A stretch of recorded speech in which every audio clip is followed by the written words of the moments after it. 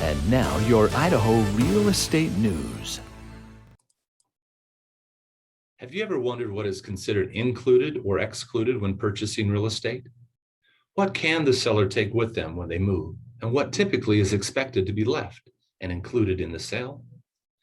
This is Mike Johnston, contributing editor for Idaho Real Estate News. This week, we will discuss including and excluding items in a purchase and sale agreement. What to do to make sure there is not confusion when one party moves out and another moves in. In real estate, there is a lot of negotiation that can go on.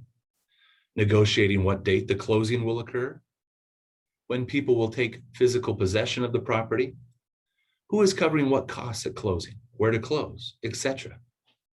There is also the need to negotiate what personal items in the property will stay and what items the seller will be taking with them when they move.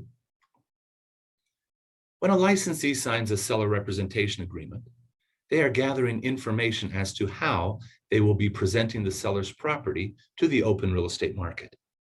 They state the price the seller is wanting, as well as certain items the seller is willing to include in the sale of their property. For example, the seller does not plan to include the refrigerator in the sale, and on the multiple listing service, the MLS, it does not show that the seller is willing to include it. This does not prohibit the buyer to negotiate it into the sale and to be included at the time of closing. All things are negotiable.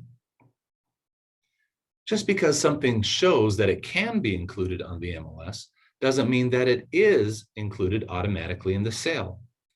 The sellers could state, and allow it to show, on the MLS that the above-ground trampoline, the movable swing set, and the plastic shelves in the garage could be included. But if the buyer doesn't specifically ask for them, the seller may choose to take them with them. If something was not specifically asked for during the negotiations, it could be perceived that the other party does not find it important enough to include it. And the other party may feel that since it was not specifically asked for, that it can be removed prior to closing. When in doubt, spell it out. Another example. The seller is willing to leave the riding lawnmower to assist the new home buyer to mow the 3/4 acre lot. The buyer doesn't ask for it in the contract, so the seller could just leave it, even though the buyer did not specifically ask for it, or they may think that they could take it with them prior to closing. How about new construction? Have you assumed that the builder is putting in air conditioning, but it wasn't specified in the contract? Is it to be included or not? The buyers may have felt that they negotiated a good price, but the air conditioning was not addressed in the negotiations.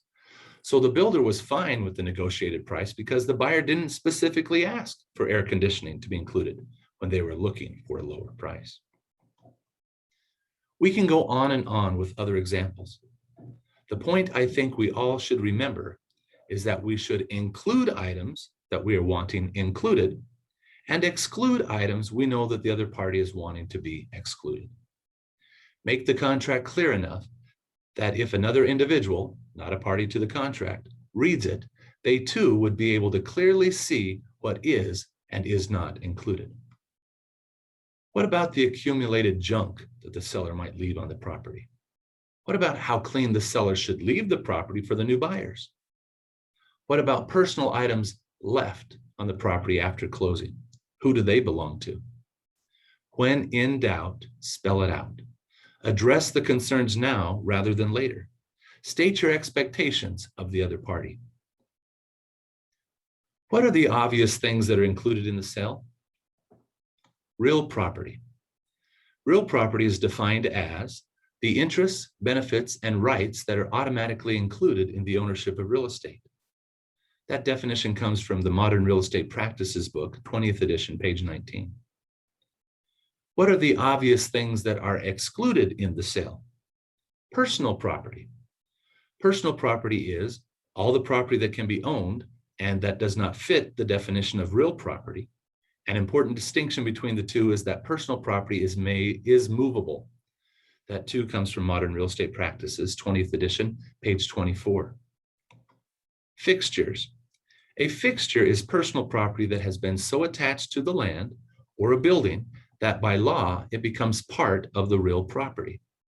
Examples of fixtures are heating systems, elevator equipment in high-rise buildings, radiators, kitchen cabinets, light fixtures, and plumbing.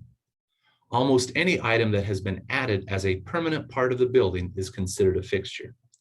Modern Real Estate Practices, 20th edition, page 26. Is a hot tub real or personal property? It depends. Is it freestanding and all in one unit? Or are the heating elements and other parts of it built into a separate housing unit adjacent to the hot tub? One would be personal property and the other is real property. Is a deck or a wheelchair ramp real or personal property? If it is permanently attached, it would be considered real property. If it is sitting on top of the ground and not permanently attached, it could be considered personal property. When in doubt, spell it out. How about when a seller informs you that they plan to take the chandelier in the dining room or the NFL light fixture over the pool table in the basement? What should you do? I would have the seller remove it and replace it with another like kind fixture prior to the home being marketed. Why? When something changes and is unknown, problems can arise. Make it easy. Let the buyers know what you see is what you get. Let's read what the Idaho Association of Realtors in their RE-21, Real Estate Purchase and Sale Agreement, states regarding items included and excluded in this sale. Quote, items included and excluded in this sale. All existing fixtures and fittings that are attached to the property are included in the purchase price, unless excluded below, and shall be transferred free of liens and in as-is condition. These include, but are not limited to, all seller-owned attached floor coverings, television, wall mounts, satellite dish, attached plumbing, bathroom and lighting fixtures, window screens, screen doors, storm windows, window coverings, garage door openers and transmitters, exterior trees, plants or shrubbery, water heating apparatus and fixtures, attached fireplace equipment, awnings, ventilating, cooling and heating systems, all ranges, ovens, built-in dishwashers, fuel tanks and irrigation fixtures and equipment that are now on or used in connection with the property, and shall be included in the sale unless otherwise provided herein. Buyer should satisfy himself or herself that the condition of the included items is acceptable. The terms stated in this section shall control over any oral statements, prior written communications, and or prior publications, including but not limited to MLS listings and advertisements. Personal property described in a property disclosure report shall not be inferred as to be included unless specifically set forth herein. It is agreed that any item included in this section is of nominal value less than $100, end quote. A few things in that paragraph worth noting. It provides a list of things that are to be automatically included, including all ranges and ovens. So a typical movable range or oven is written into the contract as included. If it is not going to stay, it would need to be written in as excluded. Let me read another section, review it. Quote, the terms stated in this section shall control over any oral statements, prior written communications and or prior publications, including but not limited to MLS listings and advertisements, end quote. So if it shows up in the MLS listing, but it is not added into this section of the contract, this section shall control over anything said, verbally agreed to, seen in any publication as being included, etc. Again, quote, personal property described in a property disclosure report shall not be inferred as to be included unless specifically set forth herein, end quote. If a seller marked included in their seller property condition disclosure, it is not to be, quote, inferred as to be included unless specifically, end quote, included in the contract. I've seen licensees write into the contract something along the lines for included items, as shown in the MLS. What does that really mean? It means that the licensee should not state that because it can change and it is not attached to the contract, but should write into the contract any and all items that need to be addressed as included in the contract. If the property does not have air conditioning and the buyer is wanting that, then specify that in the contract. If the buyer wants the refrigerator included, then specify that in the contract.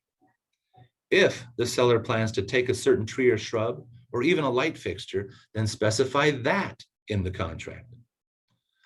Some licensees put in under the excluded items, seller's personal property. I think that is already addressed as being excluded, unless the specific items are requested to be included. As real estate professionals, we need to assist our customers and clients in knowing exactly what is included and what is excluded in the sale or purchase of a property. We are the ones needing to make it clear in the contract as to what stays and what does not. If we can assist in specifically writing down what our parties are wanting, it will be clear to all in the end. When in doubt, reach out to your broker and ask them for assistance with any questions you have about what is included or excluded in the sale. This has been another segment of Idaho Real Estate News. If you found this article useful, please share it with others. Subscribe by adding us to your Alexa Flash Briefing or by sending us an email to Johnston, Johnston, at mykro.com. We have a website with all of our past topics that have been discussed. Visit the website IREN.news for more information. There you can also submit topics you would like us to cover. We are available to you to subscribe and listen to us as a podcast. You can find us on many of your favorite places where you subscribe to other podcasts. Search for Idaho Real Estate News. You can also subscribe to our YouTube channel for more insights on forms and other real estate topics. For Idaho Real Estate News, I'm Mike Johnston. Idaho Real Estate News is updated weekly.